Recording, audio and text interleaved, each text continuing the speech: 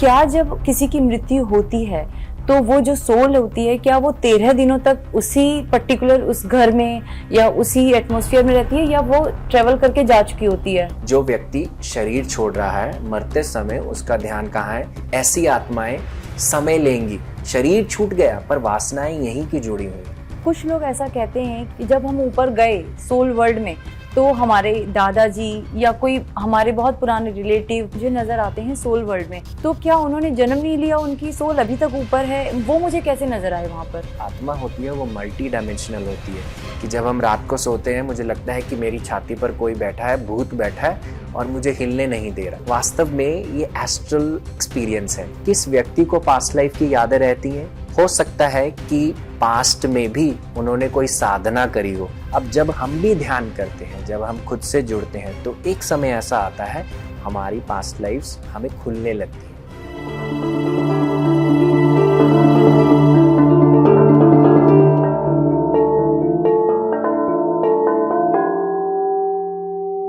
नमस्ते व्यूअर्स, स्वागत है आप सभी का आपके अपने show wisdom of spiritual masters में। इस शो में हम बात करते हैं एक्सपर्ट से जो स्पिरिचुअलिटी और सोल वर्ल्ड के बारे में काफ़ी डिटेल नॉलेज रखते हैं। आज के हमारे गेस्ट हैं हितेश वशिष्ठ जी। ये एक body mind spirit connection coach हैं और पिछले 15 सालों से ह्यूमन बिहेवियर पर काम कर रहे हैं। आज इस शो में हम हितेश जी से जानेंगे लाइफ आफ्टर डेथ के बारे में, पास्ट लाइफ रिग्रेशन के बारे में और एस्ट्रल ट्रैवल के बारे में। हितेश जी, आपका बहुत बहुत स्वागत है। Thank you very much Sonam ji, it's my pleasure. Hitesh ji, आप काफ़ी लंबे समय से स्पिरिचुअलिटी और इस सोल वर्ल्ड से जुड़े हुए हैं और आपका एक मंत्र है मृत्यु अंत भी और आरंभ भी। तो मृत्यु अंत भी है और आरंभ भी एक साथ, ऐसा कैसे? तो सोनम जी, जैसे हम मृत्यु की बात करते हैं और ज़्यादातर जब हम मृत्यु के बारे में अगर कोई बातचीत की जाए तो हमेशा हम उसे एक अच्छे भाव से नहीं देखते, हम उसे अशुभ समझते हैं। पर मृत्यु एक क्रिया है, जैसे जन्म एक क्रिया है वैसे मृत्यु भी एक क्रिया है। तो वास्तव में मृत्यु क्या है? मृत्यु अर्थात केवल अपने जो अन्नमय कोश है, जो अन्न से बना है, जो भौतिक शरीर है, केवल उसको छोड़ना, ना कि अपने अस्तित्व को छोड़ना। क्योंकि ज़्यादातर जब हम शरीर में रहते हैं हम अपने आप को शरीर समझ लेते हैं। हम सोचते हैं कि इस शरीर से जो मेरा रंग है, जो मेरा रूप है, मेरी कद काठी है, मैं वो हूँ, मेरे रिश्ते मैं हूँ, मेरी प्रॉपर्टी मैं हूँ, तो मेरी जो उपलब्धियाँ हैं मैं वो हूँ। पर जैसे ही हम शरीर को छोड़ेंगे तब हमें पता चलेगा, अरे ये तो मेरा है ही नहीं। क्योंकि अगर मेरा होता तो मेरे साथ चलता, अब अगर नहीं चला है तो यानी कि मैं अपनी उपलब्धियों से, अपने भौतिक शरीर से, अपने रिश्तों से कहीं कुछ और हूँ, उससे अलग हूँ, उससे पार हूँ। तो मृत्यु एक क्रिया है हमें इस चीज़ को अनुभव करने के लिए। और भगवान कृष्ण भी गीता में कहते हैं कि जैसे हम रोज सुबह नहाते हैं, पुराने वस्त्र उतारते हैं, नए वस्त्र पहन लेते हैं, तो आत्मा भी शरीर रूपी वस्त्र पहनती है। और जब शरीर वृद्ध होने लगता है, शरीर में कुछ इश्यूज आने लगते हैं, शरीर एक अवस्था में पहुंच जाता है कि उस आत्मा को अपने भीतर अब समाहित करके नहीं रख सकता, तो क्या होता है, फिर वो अपने गंदे वस्त्र अर्थात उस शरीर को उतारता है और फिर नया शरीर धारण कर लेता है। इसीलिए इसे अंत क्यों कहते हैं? अंत केवल भौतिक शरीर का। और आरंभ क्यों कहते हैं? क्योंकि इसके खत्म होने पर, भौतिक शरीर के खत्म होने पर कुछ भी खत्म नहीं होता, कुछ भी नहीं रुकता। वास्तव में आप निरंतर बहते रहते हैं और आप किसी और जगह पर अपनी जर्नी को आरंभ करते हैं। जैसे आज हम मिले, इस जर्नी का अगर अंत होगा, मैं भी कुछ जर्नी शुरू करूंगा इससे अलग, आप भी कुछ अलग शुरू करेंगे। तो जब अंत होगा तो आरंभ भी एक साथ आएगा, तो इसके बिना नहीं होगा। इसीलिए हम मृत्यु को कहते हैं कि अंत केवल भौतिक अवस्था का, आरंभ आपको जब पारलौकिक आपके जो डायमेंशंस हैं, जब आप उनको जानते हैं, अपने सूक्ष्म अस्तित्व को जानते हैं, तो उसे हम एक तरह से आरंभ की तरह मान सकते हैं। हितेश जी, मेरे मन में हमेशा से एक प्रश्न उठता रहा है कि जब कोई आत्मा एक शरीर छोड़ती है और दूसरा शरीर धारण करती है, तो इसमें लगभग कितना समय लग जाता है उस आत्मा को? क्या वो तुरंत नया जन्म ले लेती है, या मतलब ये प्रोसेस कैसे होता है? जी, तो सोनम जी, इसका कोई रूल ऑफ थंब नहीं है। मैं कहूँ कि इतना समय लगता है, इतने समय के पश्चात हम शरीर लेते हैं, ऐसा नहीं होता है। क्योंकि जो शुद्ध चेतना है उसके अंदर हर प्रकार के विकल्प उपलब्ध है। इट इज़ इन्फिनिट पॉसिबिलिटीज उसके अंदर। तो यानी कि अगर आप चाहें, आप इमीडिएट बर्थ लेना चाहते हैं, आपके लिए वो भी उपलब्ध है। पर हाँ, उसके लिए जो एक भूमिका आपके, कौन आपको जन्म देगा, कौन आपके माता बनेंगे, कौन पिता बनेंगे, क्या आपने पीछे से सीख कर उसको कैसे अपने जीवन में उतारना है, उस सब को प्लान करके आप जन्म को ज़्यादातर लेना पसंद करते हैं। और अगर आप इमीडिएट जन्म लेते हैं तो वो प्लानिंग कैसे की, किस तरीके से की, तो उस पर भी आपको अपना, जिसे कहते हैं कि थोड़ा उस पर भी ध्यान देना ज़रूरी है। तो इसीलिए पॉसिबिलिटीज़ दोनों की हैं कि आप जल्दी लेना चाहें, आप थोड़ा रुक कर लेना चाहें, दोनों पॉसिबिलिटीज़ अवेलेबल हैं। आप कुछ भी अपने लिए आत्मा के स्तर पर पिक कर सकते हैं। आपने बताया कि एक प्लानिंग होती है, एक भूमिका तैयार होती है कि कौन हमारे माता पिता या कौन हमसे जुड़ेंगे। तो ये प्लानिंग कौन करता है? वो सोल जो इस बॉडी को छोड़कर गई है और नेक्स्ट बर्थ लेगी, वो खुद ये सारी प्लानिंग करती है, या कोई और सुप्रीम पावर? जी, आप ही प्लान करते हैं, क्योंकि पिक्चर आपकी है। तो आप ही नायक, आप ही निर्देशक, आप ही खलनायक, आप ही सब कुछ रोल जो होते हैं आप ही पिक करते हैं, और आप ही अपने इर्द गिर्द उस कहानी को बनाते हैं। जैसे आपने एक जन्म में अपना शरीर छोड़ा, और जब शरीर छोड़ा तो शरीर के जो अंत के जो विचार होते हैं, जो हमारे डाइंग थॉट्स होते हैं, वो हमारे ऊपर अगले जन्म में हम उसे कैरी कर जाते हैं। जैसे फॉर एग्जाम्पल, अगर मेरे को आपको एक एग्जाम्पल देनी हो, जैसे किसी की भूखमरी में मृत्यु हुई। अब उस व्यक्ति का अंतिम विचार क्या होगा कि भूख की मृत्यु मुझे जिंदगी में नहीं चाहिए, अब नहीं अनुभव करना। तो वो हो सकता है अगले जन्म में वो एक राजा बनकर पैदा हो, बहुत अमीर व्यक्ति बनकर पैदा हो, क्योंकि आत्मा उस भूखमरी का अनुभव ले चुकी है।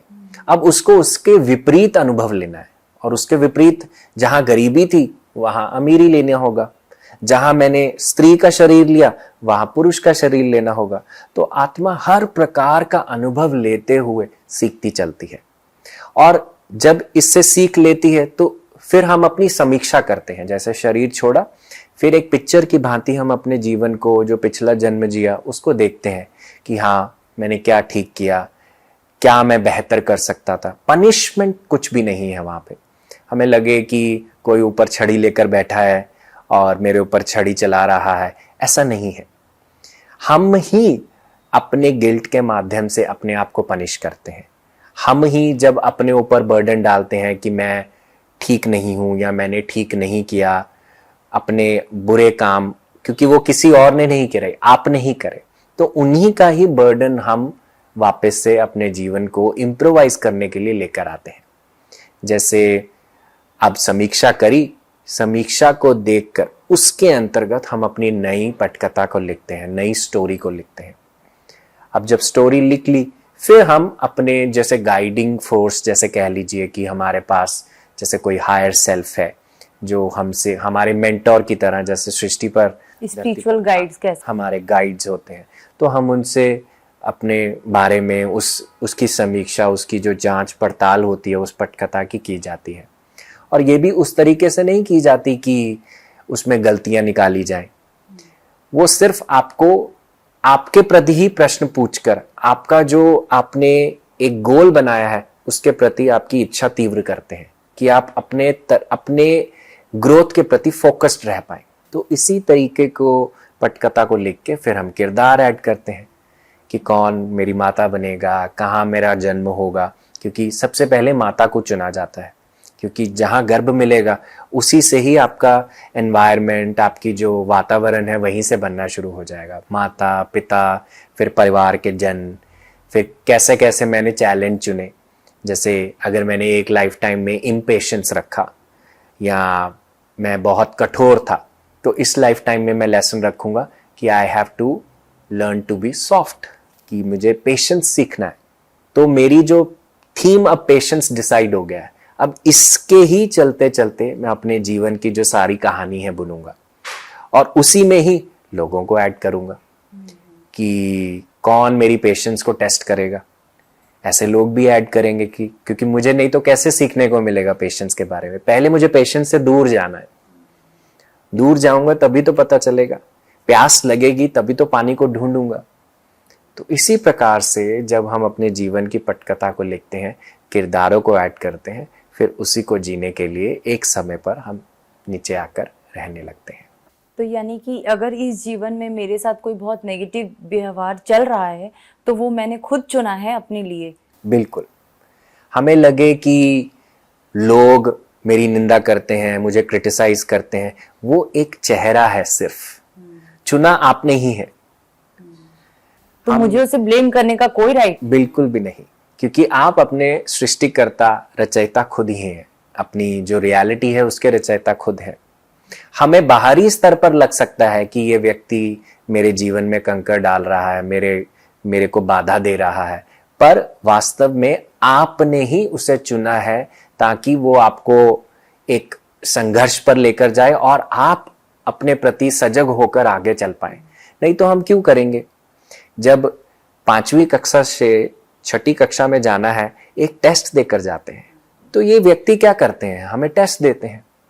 जब हम टेस्ट लेंगे तो कुछ सीखेंगे अपने बारे में। 2 रास्ते हैं, या हम ना सीखें तो फिर हम उनको ब्लेम करते रहेंगे, तो हमारे जीवन की जो धारा है उसी तरफ प्रवाहित होगी। एक है कि हम कुछ सीखें, हम जाने कि मुझ में ऐसा क्या है जो इस चीज को अट्रैक्ट कर रहा है, मेरी गलती कहाँ है, कहाँ मैं अपने शब्दों पर, अपने विचारों पर, अपने एक्शंस पर एक सुधार ला सकता हूं। जब अपना सुधार करने लगेंगे तभी फिर हमारी तरक्की होने लगेगी और फिर इसी को ही आगे लेकर हम चलते रहेंगे। ब्यूटीफुल, आपने कितना क्लियर इसको कर दिया।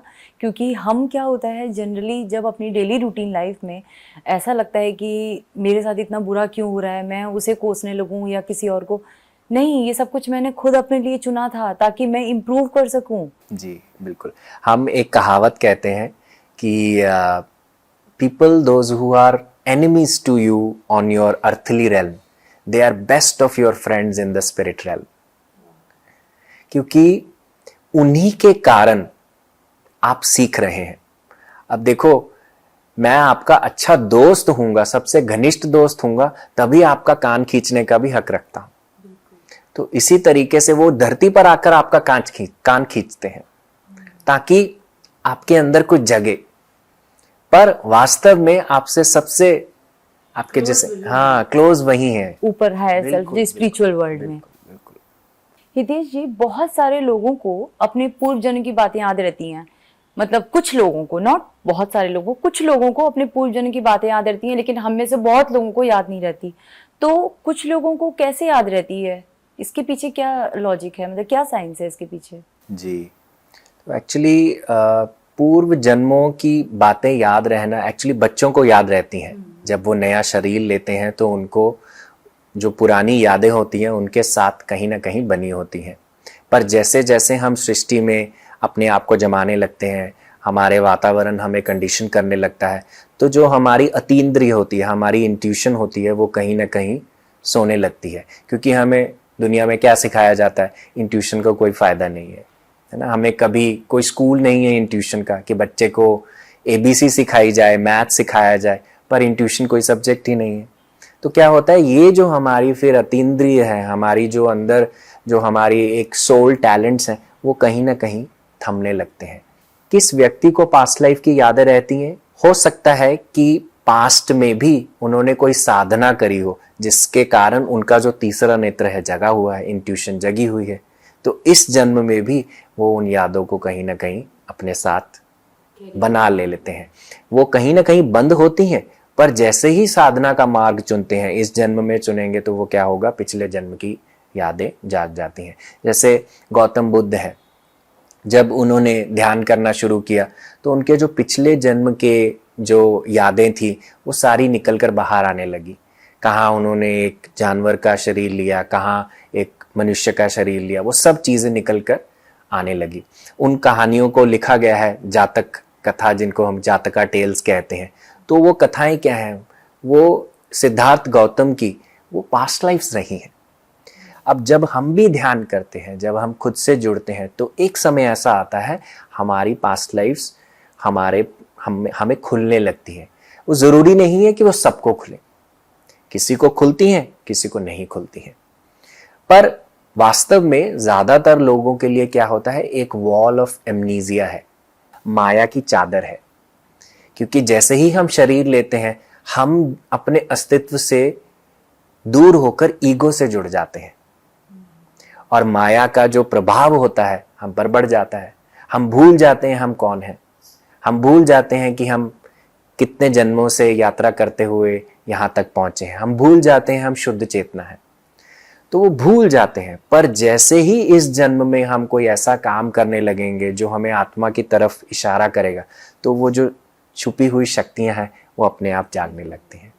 और इनमें से एक शक्ति कह सकते हैं पास्ट लाइफ्स का जागना। ये जरूरी नहीं है, पर कईयों के लिए जाग जाती है। जैसे बचपन में कोई बच्चे कहते हैं कि वो मेरे मम्मी पापा हैं, उस गांव का मैं हूँ, मुझे वहां ले चलो। तो यानी बचपन में वो बहुत जो शुद्ध कॉन्शियसनेस है उसको वो याद दिला रही है कि तुम उससे कनेक्टेड थे। और कई बार ऐसा भी होता है कि हम कहीं जाते हैं, हम फर्स्ट टाइम वहां जा रहे होते हैं, बट हमें ऐसा फील हो रहा होता है कि यहाँ तो मैं पहले आ चुकी हूँ, ये सब कुछ मेरा देखा हुआ है, लेकिन क्योंकि मैं वहां फर्स्ट टाइम गई हूँ, तो ऐसा क्यों कई लोगों के साथ होता है?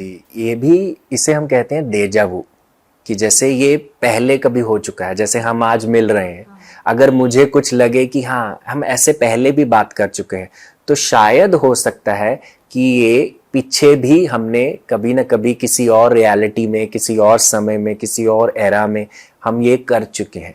इसे हम पास्ट लाइफ से कहीं ना कहीं इंस्पायर्ड मांगते हैं।